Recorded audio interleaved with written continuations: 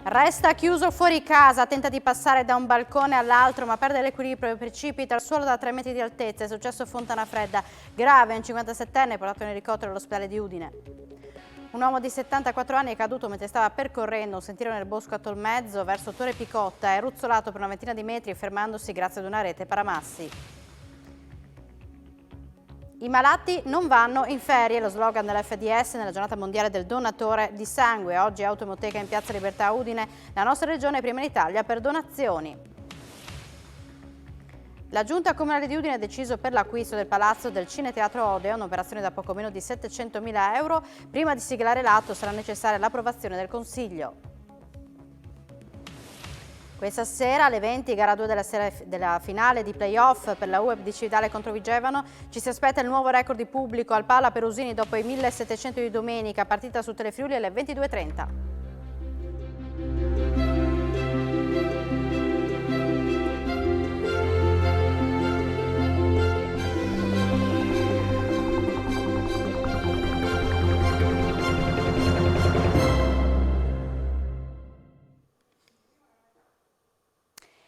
Buonasera e benvenuti a un nuovo appuntamento con l'informazione di Telefriuli. Ieri in tarda serata si sono concluse le operazioni di spoglio per le amministrative in Friuli Venezia Giulia che hanno coinvolto 33 comuni. Anna Cisint stravince al primo turno a Monfalcone, confermandosi sindaco con oltre il 72% delle preferenze. Si andrà invece al ballottaggio il 26 giugno nei comuni di Gorizia, Codroipo e Azzano Decimo. Il centrodestra conquista i municipi di Lignano, Sabbiadoro e Tolmezzo, Ribaltone a Cervignano, il centrosinistra strappa al centrodestra di Orisina e è mancato poco il risultato al primo turno a Codroipo. 3 comuni hanno per la prima volta nella loro storia un sindaco donna, ovvero Lignano, Prata di Pordenone e Pocenia.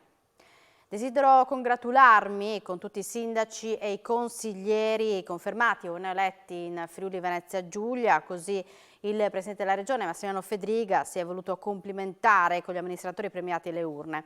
Amministrare una città è una sfida che richiede impegno e dedizione, ha aggiunto, una missione che mi vedrà sempre al loro fianco per il bene della nostra bellissima regione. Auguro a tutti voi e alle vostre squadre, ha poi concluso Fedriga, buon lavoro. Prosegue l'analisi del post voto alle amministrative. Il vicepresidente della Regione Riccardo Riccardi parla di voto specifico sui comuni, anche se ribadisce in Friuli Venezia Giulia il centrodestra è molto forte. Da un lato tante vittorie, dall'altro qualche sconfitta che comunque brucia o pesa, e poi 3 partite ancora da giocare, in particolare a Codroipo dove bisogna recuperare terreno e Gorizia dove invece c'è un buon vantaggio. Il centrodestra, in questo caso più il centro con Forza Italia, le elezioni amministrative vengono concentrate nei diversi territori anche se il bilancio è positivo, secondo uno degli esponenti più di peso negli azzurri. La coalizione sia in grande salute, poi è chiaro che poi c'è una dinamica molto locale, quindi non è che possiamo dare una lettura politica del risultato. Sicuramente però la coalizione mi sembra che adesso vedremo i ballottaggi di Gorizia, sicuramente in qualche comune abbiamo perso, ma ne abbiamo presi molti altri, quindi io direi che non mi sembra il caso anche qui di dare letture politiche profonde. Se qualcuno immagina di dover dirci che ha vinto le elezioni e che la regione è contendibile, come ho letto del segretario del Partito Democratico, se è contento lui di questa soluzione, noi siamo contenti, noi continuiamo a fare il nostro lavoro e siamo fiduciosi che questi risultati vengano confermati anche tra un anno. A commentare il risultato elettorale anche Cristiano Sciaurli, segretario regionale del Partito Democratico. Indubbiamente pesano le sconfitte di Cervignano e Monfalcone, ma i ballottaggi di Gorizia, Codroipo e Azzano Decimo, assieme ad altre vittorie come quella di Duino, Orisina o Ronchi, ci dicono che in questa regione, se si riesce ad allargare il campo e a proporre progetti e persone, il centro-sinistra è competitivo. Abbiamo 15 giorni, continua Sciaurli, in riferimento al ballottaggio del 26 giugno, durante i quali il nostro impegno totale sarà indirizzato ad allargare il consenso intorno alle nostre coalizioni e candidati. Sicuramente non siamo una regione dove la Lega e il centrodestra fanno il pieno, a prescindere. Su 33 comuni al voto, ha aggiunto Sciaurli, il PD ha presentato 11 volte il simbolo e questo per noi è un risultato positivo, non tanto dal punto di vista identitario, ma della consapevolezza che con i nostri valori siamo centrali, ha concluso Sciaurli, per costruire coalizioni ampie con cui confrontarci ad armi pari con la destra sovranista di Salvini e Meloni. Il comune di Lignano Sabbiadoro sarà per la prima volta amministrato da una donna. Laura Giorgi, sostenuta dal centrodestra, ha vinto per 20 voti la sfida con il principale antagonista Alessandro Marosa, vice sindaco della precedente amministrazione. Hanno ottenuto rispettivamente il 41,66 e il 41,07 delle preferenze. Il più votato è risultato il primo cittadino uscente, Luca Fanotto, con 136 voti. Sapevamo che era un testa a testa, ci sono stati momenti in cui siamo stati un pochino più sotto, poi in parità, poi un po' insomma, l'avete seguita anche voi, è stato veramente al photo finish, ma sapevamo che sarebbe stata così, anche perché 4 candidati portano a questo. Che Lignano trova e che Lignano vuole? Voglio una Lignano che guardi al futuro in modo innovativo, in modo sostenibile, una Lignano che rispetti la sua identità, le famiglie e la comunità. Come si sente da primo cittadino donna in una località balneare così importante? Guardi, sotto certi punti di vista mi tremano anche le gambe perché so che è una grande responsabilità, perché rappresento le donne, rappresento le mamme.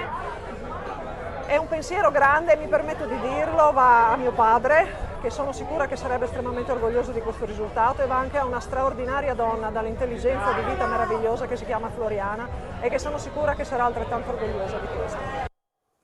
Renzo Zanetta si conferma sindaco di Tarvisio con oltre il 65% delle preferenze. È quasi doppiato lo sfidante Renato Calantoni, primo cittadino per 2 mandati dal 2007 al 2017. Una sfida elettorale affascinante che ha visto confrontarsi alle urne 2 candidati della stessa area politica. L'ex primo cittadino del centrodestra, questa volta sostenuto da 2 liste civiche, e il sindaco uscente sostenuto da Lega e Fratelli d'Italia, Renzo Zanetta. Io devo dire che sono veramente soddisfatto perché è la riconoscenza che i cittadini tarvisiani hanno voluto darmi per questi 5 anni di lavoro. Un lavoro importante, un lavoro difficile, contraddistinti da 2 anni di emergenza sanitaria. Siamo riusciti a uscire a testa alta con l'aiuto dei nostri cittadini. Siamo pronti per la ripartenza, abbiamo degli obiettivi e dei progetti già in cantiere e quindi saranno 5 anni di mandato nel quale concluderemo i progetti che abbiamo incominciato e anche nuove proposte che abbiamo nel nostro programma amministrativo. Ecco Sindaco, in una recente intervista che abbiamo realizzato io e lei aveva proprio parlato del suo chiodo fisso di aumentare quella che è la ricettività di Tarvisio. La ricettività è sicuramente uno dei punti sui quali dobbiamo lavorare, dobbiamo trovare degli imprenditori che credano nella nostra località turistica. Abbiamo delle potenzialità veramente importanti, la nostra foresta, le nostre bellezze naturali. Senta, questa è una vittoria figlia di che cosa? Figlia di tanto impegno, figlia di tanta esperienza, figlia di un lavoro che abbiamo svolto in questi anni e lo abbiamo svolto in un contesto molto difficile. Ribaltone a Cervignano, Andrea Balducci è stato eletto sindaco con il 34,89% delle preferenze. Dopo 32 anni il centrodestra conquista Cervignano con Balducci. Io devo dire con tutta sincerità che è una vittoria tutto sommato inaspettata, però è frutto di un grande lavoro che dura da una decina d'anni.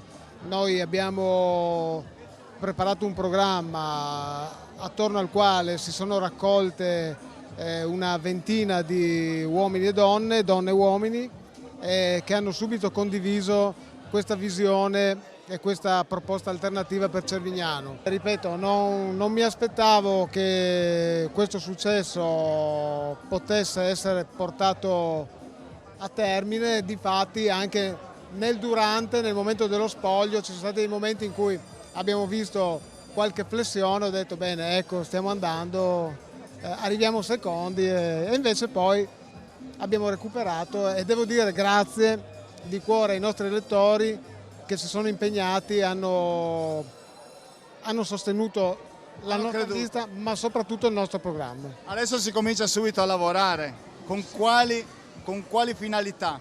Abbiamo una visione per Cervignano, per una riconversione a livello urbanistico, come nel comparto delle attività produttive, per quanto riguarda anche il welfare, tutta una serie di progetti che vogliamo portare a compimento nel solo, unico ed esclusivo interesse di Cervignano, della nostra cittadina e dei cervignanesi. Un Caso unico in Italia, padre e figlia festeggiano la propria elezione a sindaco dei rispettivi paesi in cui lavorano. Sono Claudio e Laura Sandruvi, eletti a Montenarse e Pagnacco.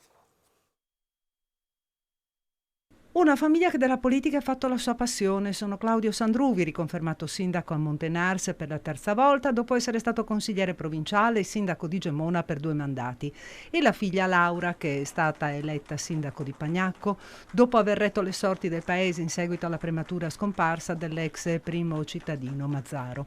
Padre e figlia hanno festeggiato insieme a Pagnacco le rispettive vittorie, caso che in Italia pare non abbia precedenti. È una grande fonte di felicità.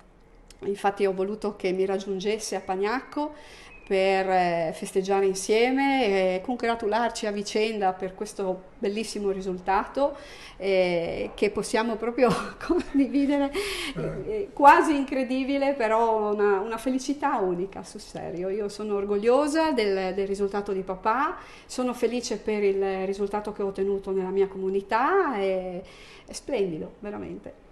Entrambi avete lavorato bene. Ho visto una lacrima di commozione anche in Claudio. Sì. Questa credo che sia normale, specialmente a chi ha qualche anno in più, ma è un'emozione diversa, nuova, non l'avrei mai messa in cantiere, perché diventare sindaci nello stesso momento, nella stessa giornata, nella stessa ora, è una cosa che non può uno mettere in cantiere, è difficile, no, da pensare. Dimentica le chiavi e per entrare in casa tenta di accedere scavalcando il balcone del vicino ma cade da 3 metri. È grave, un 57enne di Fontanafredda. Si chiude fuori casa, tenta di passare da un balcone all'altro, ma accidentalmente precipita al suolo da un'altezza di 3 metri. È stato trasportato con l'elicottero del 118 all'ospedale di Udine il 57enne che oggi pomeriggio ha tentato di chiedere aiuto al vicino e l'accaduto ha riportato diverse fratture. L'infortunio si è verificato a Fontanafredda, in via Don Pietro della Toffola. Sull'episodio indagano i carabinieri della stazione locale. Si sono vissuti attimi di paura, sono stati i vicini che hanno sentito un improvviso tonfo ad allertare i soccorsi. L'uomo, non avendo portato con sé le chiavi, ha tentato di passare da un balcone all'altro per chiedere aiuto al confinante che stava assistendo alla scena. Sembrava quasi fatta dopo aver camminato sul cordolo sopra i garage del complesso condominiale dove risiede, quando all'improvviso è scivolato precipitando al suolo. Un volo di 3 metri che gli sarebbe potuto costare caro. In via della Toffola, oltre all'ambulanza del 118, è giunto l'elicottero sanitario. L'infortunato, dopo essere stato stabilizzato, è stato trasferito in condizioni serie all'ospedale Santa Maria della Misericordia.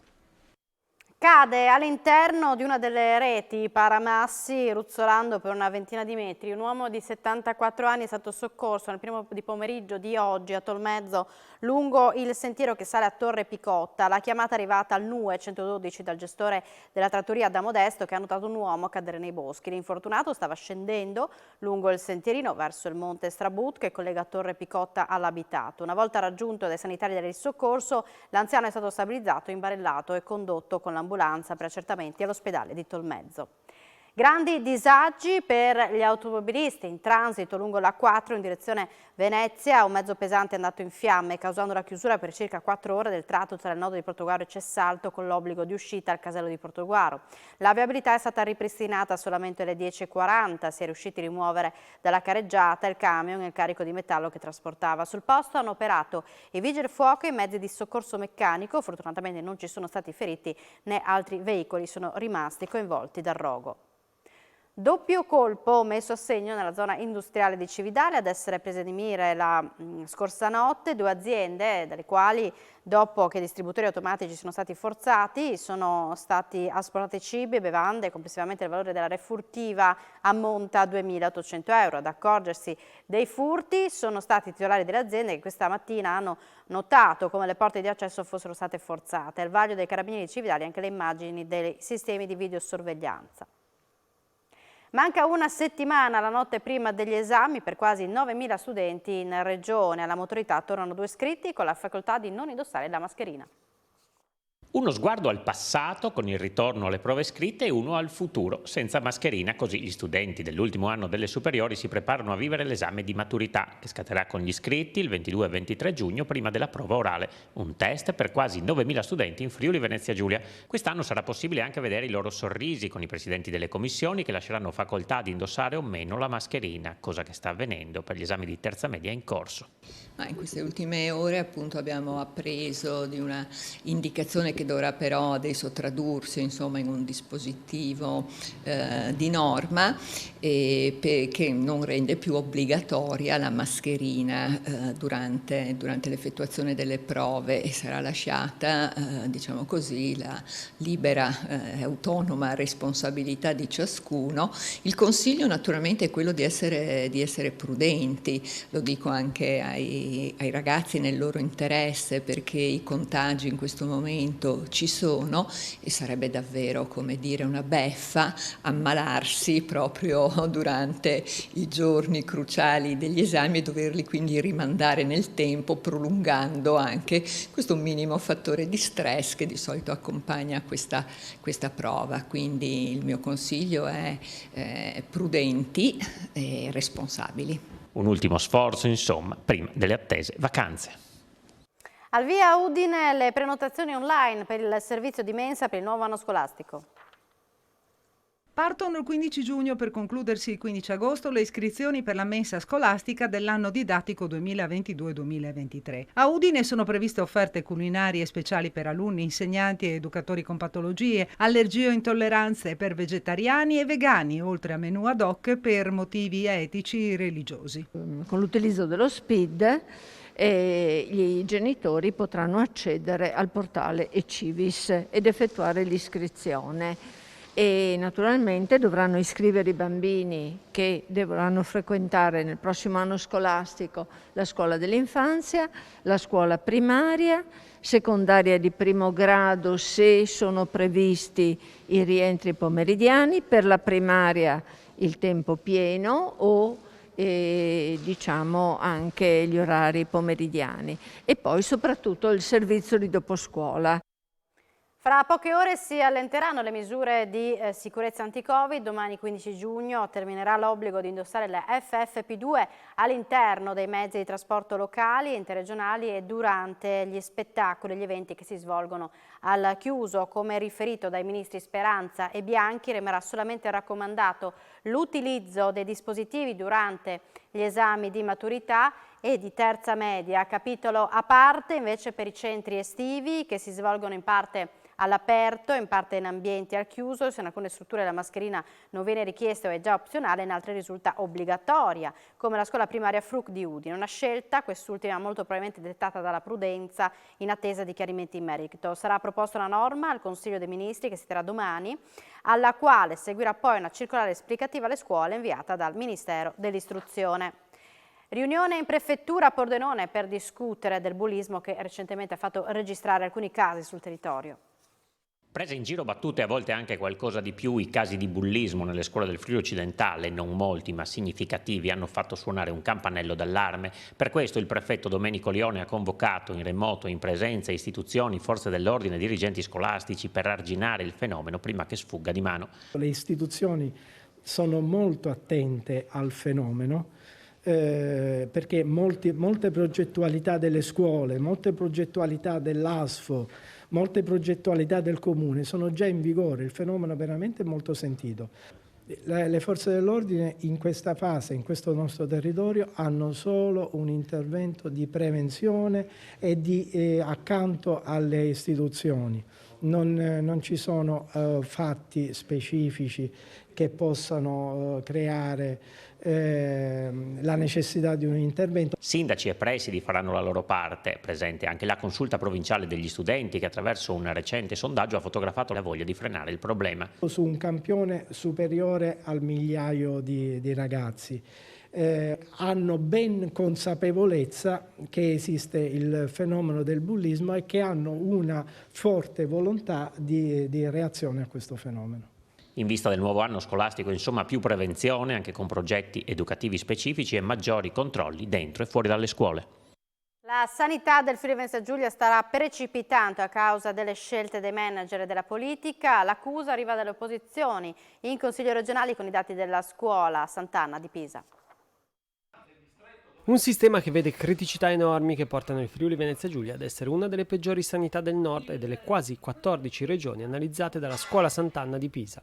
Simona Liguori e Tiziano Centis dei Cittadini, Andrea Ossai del Movimento 5 Stelle, Walter Zalucar del Gruppo Misto, Furio Onsel di Open FVG, Massimo Morettuzzo di Patto per l'Autonomia e Maria Grazia Santoro del Partito Democratico vanno all'attacco della Giunta Federiga e del vicepresidente Riccardi sul tema della sanità. Venerdì, spiegano i consiglieri di opposizione, l'Istituto Sant'Anna ha presentato i dati target e il crollo è evidente a fronte di altre regioni che hanno affrontato come noi l'epidemia ma sono state in grado di ripartire. Ci sono indicatori che presentano un quadro allarmante come certe operazioni per il cancro, al polmone, alla mammella, al colon o per il femore.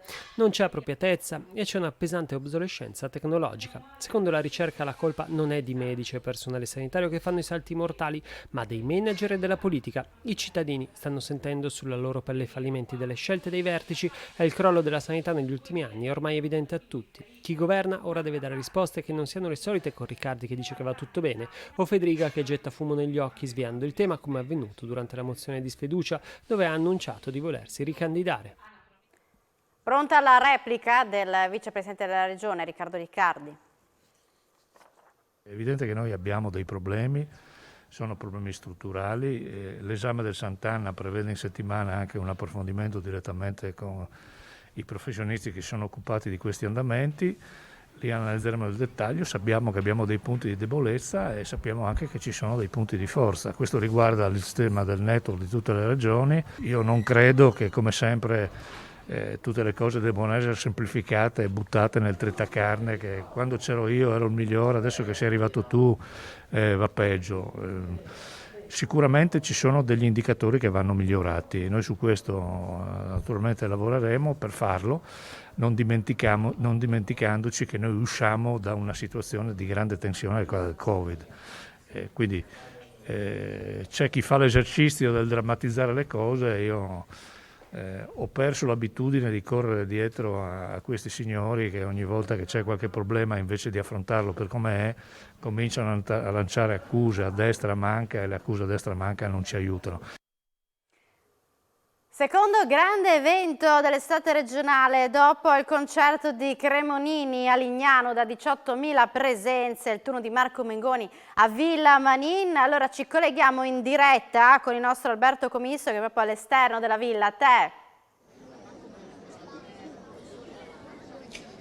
C'è più di un motivo per venire ad ascoltare il concerto qui a Villa Manin di Passariano di Codroipo di Marco Mengoni. Alle 21 riflettori puntati su questa performance, tante le persone che stanno raggiungendo il palcoscenico, arrivano da tutto il Triveneto, ma c'è gente anche che arriva dall'estero. Allora noi abbiamo intercettato alcune fan accanite, c'è chi arriva appunto da vicino, chi invece ha dovuto percorrere qualche chilometro. Allora Alexis, andiamo a sentire un po' le impressioni. Io partirei proprio anche da un regalo poi speciale di compleanno, uno che è arrivato oggi e uno che arriverà invece tra qualche mese. Quale buon motivo allora per venire ad assistere al concerto di Marco Mengoni? Una contentezza grandissima, perché io non sono mai andata a un concerto, è la prima volta, perciò sono emozionata.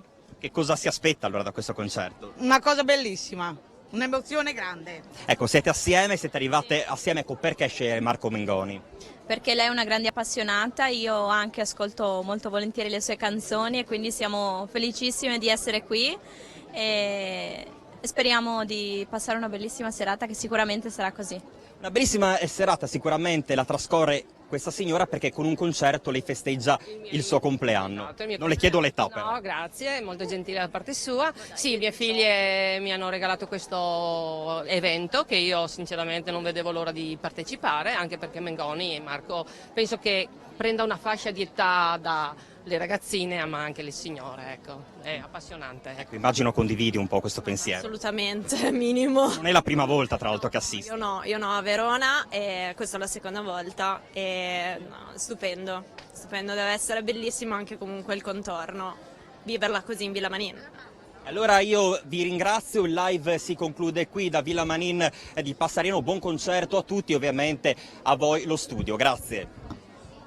Grazie ad Alberto Comiso assieme a Fabio Di Bernardo per questo collegamento in diretta da Villa Manin. Ed ora proseguiamo con il nostro telegiornale. I malati non vanno in ferie, è il motto della FDS che nel giorno internazionale del dono invita i cittadini appunto a donare sangue. Nella giornata internazionale del dono del sangue, l'Associazione Friulana Donatori Sangue ha approntato l'autoemoteca in Piazza Libertà Udine. La presenza del mezzo, usato anche per raggiungere le località lontane da strutture sanitarie e le scuole, ha lo scopo di invitare la popolazione a donare per contribuire a creare le scorte di sicurezza per il periodo estivo. I malati, afferma il vicepresidente della FDS di Udine, Donnino Mossenta, non vanno in ferie. Ci troviamo a portare a casa una discreta scorta di sangue che ci permette di rendere efficiente il mezzo mobile, insomma, quindi oltre 20 donazioni tra sangue e plasma che ci dà sollievo. E ricordiamoci che in estate si accentuano certe problematiche che magari in altri periodi sono un po' meno significative, tipo le emergenze, ma anche gli incidenti stradali dicono la loro. Quindi cerchiamo di fare in modo che non manchi una sacca di sangue su tutti i centri della nostra regione in primis e soprattutto a tutte le persone che abbisognano di una sacca.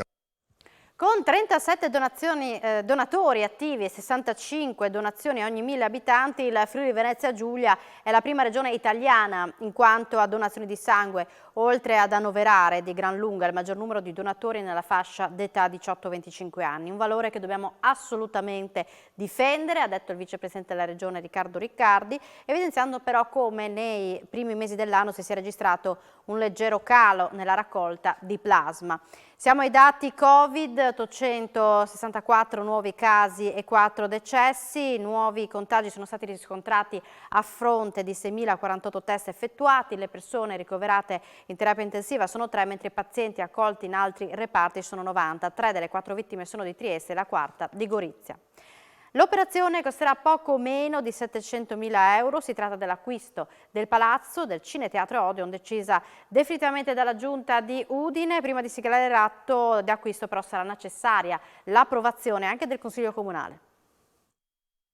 Nella prossima riunione il Consiglio Comunale di Udine dovrà dare la propria approvazione a quanto deciso oggi dalla Giunta Comunale, l'acquisto del palazzo del Cinema Teatro Odeon. Abbiamo deliberato l'acquisto per l'importo pari alla cifra che era stata stabilita con perizia dell'Agenzia del Demanio, 640.000 euro in esenzione IVA, e anche utilizzare i fondi che erano stati messi nell'ultima variazione di bilancio, che aumentano a 31.000 euro, che sono corrispondenti al compenso del notaio e poi di tutte le imposte ipotecarie e catastali. Dai primi di luglio il dirigente che è delegato della riqualificazione urbana potrà andare effettivamente a firmare l'atto dal notaio.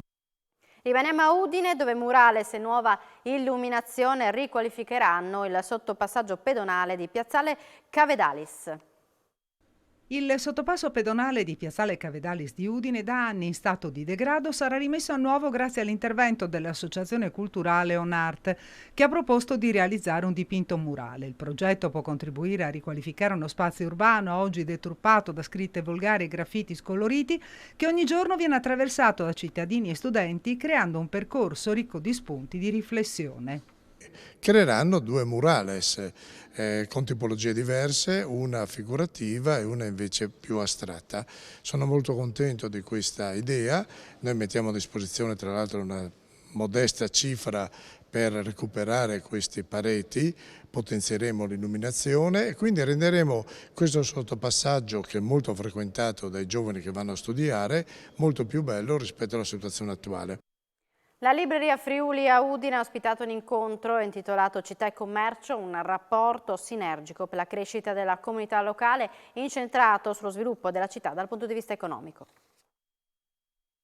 L'importanza di fare squadra soprattutto in questi momenti di crisi, di criticità, il commercio da una parte, le esigenze di cittadini e soprattutto dell'amministrazione dall'altra. Bisogna trovare una maniera per interloquire, parlare, trovare delle sinergie tra i vari interlocutori, tra le varie forze che agiscono all'interno di del centro di Udine, comunque di un centro complicato che possa essere un centro commerciale, ma anche un centro un po' più allargato, perché Udine in particolare è un po' più allargato rispetto ad altri centri, quindi rientra anche via Tricesimo e tutto quello che c'è intorno. Ecco, la parte politica invece, Alessandro Venanzi, cosa può fare, soprattutto che suggerimenti, ma è stato fatto abbastanza fino a questo momento? Credo si potesse fare di più, ma in questo momento non è il momento degli scontri, dicevo, è il momento delle alleanze, è il momento delle sinergie, visto che parliamo di questo oggi, è il momento di ragionare tutti assieme, ed è il momento anche di far venire fuori i migliori, e quindi è importante che la città ragioni all'unisono, è importante che la città abbia una guida chiara, una direzione chiara dove andare, perché i nostri imprenditori devono sapere come e in che modo investire. Via libera definitiva oggi alla conferenza dei servizi dell'ampliamento della Kronospan in zona industriale a San Vito al Tagliamento. Via libera sempre più vicino al progetto di ampliamento di Kronospan, la multinazionale austriaca che vuole realizzare un impianto per la produzione di pannelli truciolari da legno riciclato in zona industriale a San Vito al Tagliamento. Dall'odierna conferenza dei servizi non sono emersi colpi di scena rispetto a giovedì scorso. Il provvedimento autorizzatorio unico regionale ha dato semaforo verde con il parere favorevole di 18 enti, seppur con diverse prescrizioni che l'azienda dovrà osservare a tutela della salute pubblica, dell'ambiente e della logistica, a fronte dell'unico no, quello ribadito dal comune di San Vito. Un ulteriore step ha preso con soddisfazione dalla multinazionale. Il finale però non è ancora del tutto scritto, perché l'ampliamento è vincolato dall'approvazione dell'autorizzazione integrata ambientale prevista a settembre della Silva, l'azienda collegata che garantirà lo stoccaggio dei materiali e che è ancora alle prese con la grana degli espropri dei terreni, con il pericolo di diversi ricorsi alla giustizia. E a proposito va anche considerato il ricorso al TAR del comune di San Vito, che vorrebbe far sentire la propria voce nella valutazione di impatto ambientale dalla quale è stato escluso. A spalleggiare l'amministrazione guidata da Alberto Bernava resta il comitato ABC, che contro l'ampliamento ha raccolto oltre 7.000 firme presentate in regione. Tra poco lo sport, si parlerà di basket, della gara 2 della finale dei playoff per la UEB di Cividale contro Vigevano. Si aspetta il nuovo record di pubblico e la partita andrà in onda su Telefriuli alle 22:30. Dunque vi lascio Sport FVG, grazie per l'attenzione e buona serata con Telefriuli.